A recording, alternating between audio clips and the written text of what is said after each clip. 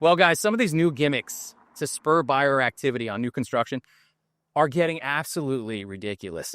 I got one recently where the builder, national builder, is offering 0% interest for 7 months on a house. On a house, guys. This is like I would expect that on a big screen TV, maybe a computer purchase, like a balance transfer on a credit card. You know, what are we doing, guys? What are we doing here? What are we doing here? Lower the price. Like, I mean, if that's to the extent that the marketing has to be ramped up to 0% interest for 7 months, which I don't know if you're going to buy. It's a good deal. Personally, I don't know if that's going to move the needle. But what it tells me is what I've suspected and what I've kind of seen around Southwest Florida is the incentives alone are not moving the bar for buyers on these new construction homes.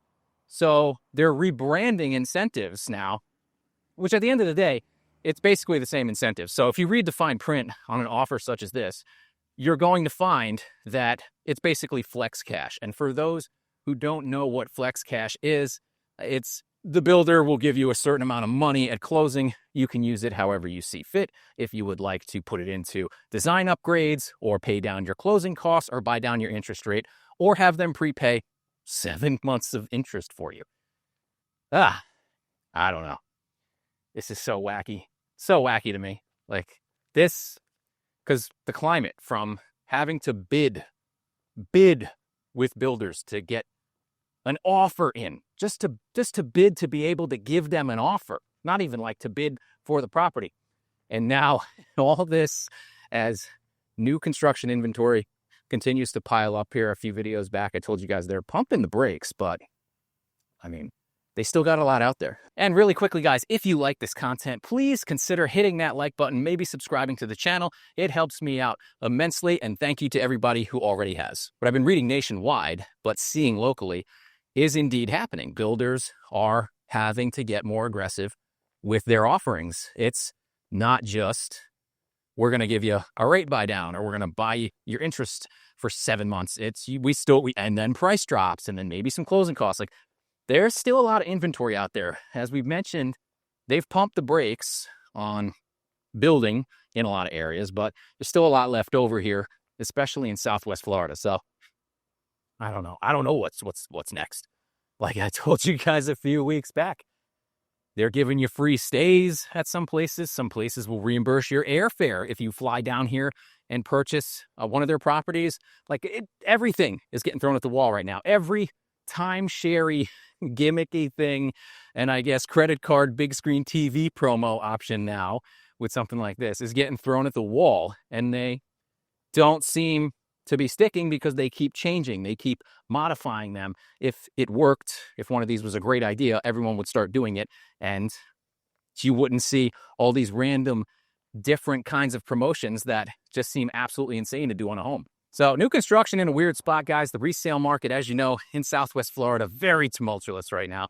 It's not looking good in a lot of places, and the media has come out and kind of acknowledged that.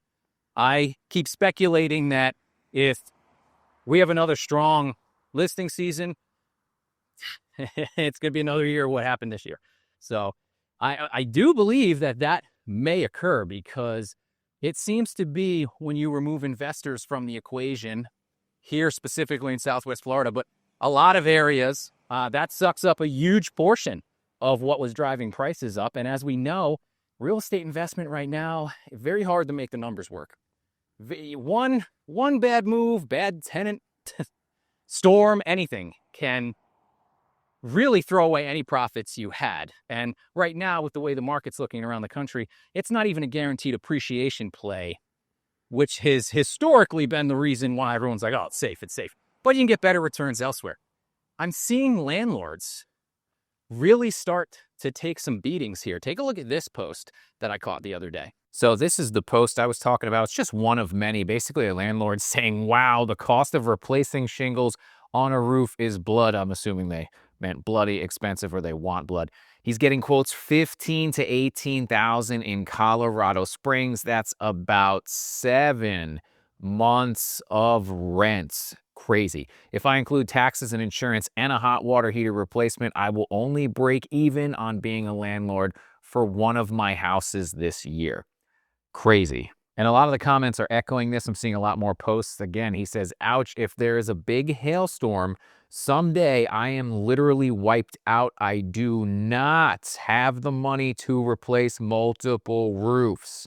Also saying now that the insurance companies only want to pay on a % of the roof/shingle repair based on the age of the shingles. So they want depreciation. Depreciation on the repairs? Is that like how they're looking at it? That's crazy. So this person's in the hole, guys, and there's a lot like them. A lot like them. Now, we don't know how many years of profit is, offsetting this year of loss. But we're starting to see this more and more where people, landlords, even with multiple properties, are coming online and complaining that they can't make a profit. And again, maybe just this year. But your amateur landlords are also mixed in with this, of which there are a lot. That is something people overlook. They tend to think that it's all the big real estate conglomerates, a lot of mom and pop landlords. And people still getting into that. People still getting into Airbnbs down here, which I personally think is very risky, given all that we know about that market and has happened here, which is probably one of the main drivers of our inventory is the Airbnb sell-offs. But investment is right behind that. So, they were sold, a lot of people were sold this passive income dream. Oh, you're just going to get mailbox money. You're going to get checks in the mail. Yeah, you rent things out. And it's easy. You just pay someone to manage it. It's not easy, guys. It's not easy. It's not always profitable. It's not guaranteed money. It's certainly, in my opinion, having been a property manager, certainly is not passive income. If you have passive income and you have someone managing it, great. But you're not the standard. You're the exception. So had a lot of people fall into this, which is what's caused a lot of people to list because they realize, oh, this ain't the moneymaker that I think it is. What's up? What's up? Oh, whew, got sidetracked there. Came back to see who it was, but I don't know if that was you guys. Let me know in the comments or an email. I don't know. I passed the lady a couple weeks back and she said I didn't know who she was. And her husband emailed me over. Said, hey, that was my wife. I'm like, oh, that's awesome. Appreciate that, man. So, yeah, please do. So not only are a lot of people finding out that this passive income from real estate investing is an absolute myth, they're also finding out they're not able to raise the rents to cover these new expenses or one-time occurrences. Like, that. And that's part of being a landlord, guys. If the roof goes, you got to eat it. Maybe you don't make money that year, but sounds like this guy's in more trouble than that. I don't know if you should be in the game if you're not comfortable taking losses. But again, like I said, so many amateur investors jumped in with no anticipation of this that they're really getting caught off guard at the end of the day. And speaking of roof stories, Sherry and I were working on a contract recently, and there were some issues with the roof. And the roof was installed in 2023. So you would think, okay, 2-year-old roof, why do we have issues with the roof? Well, there's a warranty. We said, okay, let's send it out. Let's call the warranty guys in. And this happens sometimes, guys, particularly with roofs replaced in 23 down here. When things were fixed quickly from the hurricane, some of the stock had been sitting around for quite some time. We were just getting out of the pandemic. Things may have been stuck on shipping containers for months, who knows, years. So some of the shingles, not that great. I've had it happen before. Warranty company comes out, says, okay, we'll fix this, or we won't. But this is the first time that I had the warranty company tell me, and I guess this is pretty common, you guys may know better than me, send us a sample of the roof. It's like, what? What are you talking? Mail us a sample of the roof. What? No. You come to the roof. The roof doesn't come to you. But, oh, lo and behold, I am incorrect. Yes, it does. So I don't know how that one's going to play out because you got to cut a piece of the roof off. A professional has to cut a piece of the roof off. You can't go up there and do it, or they better not find out you did. They come with a very lengthy checklist on all the things you have to do. And if you do any of them wrong and you package it wrong, oh, you contaminated the sample. Now we can't tell if it's faulty. So I would think just having anybody hop up on your roof and cut a piece of it off. If I'm a warranty company, I'd be like, you just voided your warranty. And then you get into who's got to put stuff back. It has to be, it's crazy. So never seen that before, guys. Don't know if you guys have, but something to keep in mind. Some of these roof warranties are going to make you send them the roof. So I'm even saying it out loud again. I'm blown away by it. Since we talked about new construction, guys, something I get asked all the time is, can I go to a builder without a real estate agent? Absolutely. You can buy a house without a real estate agent. You know, people do ask me in this context of, if I go talk to them and then I come get you, can you help me? Yes and no. The answer is it depends. So if you go without an agent and you get very far in the negotiations, they're probably going to have a problem if at the 11th hour you pull up and say, hey, I want to pull my real estate agent in here as well. And I understand why, guys. It's not how I do business. I would not want that done to me, but people don't understand that. So if you're going to get a real estate agent involved, generally I say pick one before you go shop new construction and put their information down when you go. If you go without them, usually I try to go with my customers, but sometimes you can't and they will go without you and they put your name down.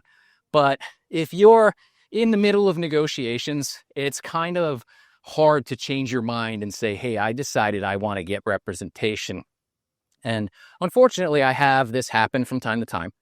And depending on the process, it goes different ways. But the most recent one I had was a property down in Babcock Ranch. I got a call from someone who wanted to purchase a new construction build down there. And I said, oh, okay, well, you know, have you toured the community? And they're like, oh yeah, we stayed there. We played golf. They gave us 18 holes. Now right away, the hair on my neck goes up. I'm like, oh, whoa, wait a sec. They said, are you working with anybody? No, we're not working with anybody. You know, I said, okay, that's kind of weird that you got in, they gave you a round of golf, but you're not working with anybody. So anyway, it turns out they do have a contact, which they then send to me, who I call out of a courtesy because I don't want to be that guy. Hey, builders, I don't want to be that guy. I'm going to tell you right now. Buyers, I don't want to be that guy. I don't want to be the guy that shows up after you basically negotiated a house, just cause a big mess and also pay me. That's not how I would want business done to me. That's not how I do business. So I call up this rep and I say, hey, this is so-and-so looking for a house here. You know, have you ever heard of this guy? And he starts laughing. And it turns out this guy is under contract on a home already, set to close very shortly. Now, what? I mean, come on. Like, I don't even blame him. I said, oh my God, man, I'm sorry. I'm so sorry. Didn't know. You know, I had suspicions, obviously, from the reasons I named. But that's why I say bye. And I could not get involved in that. Absolutely not. There was no way. There's no way.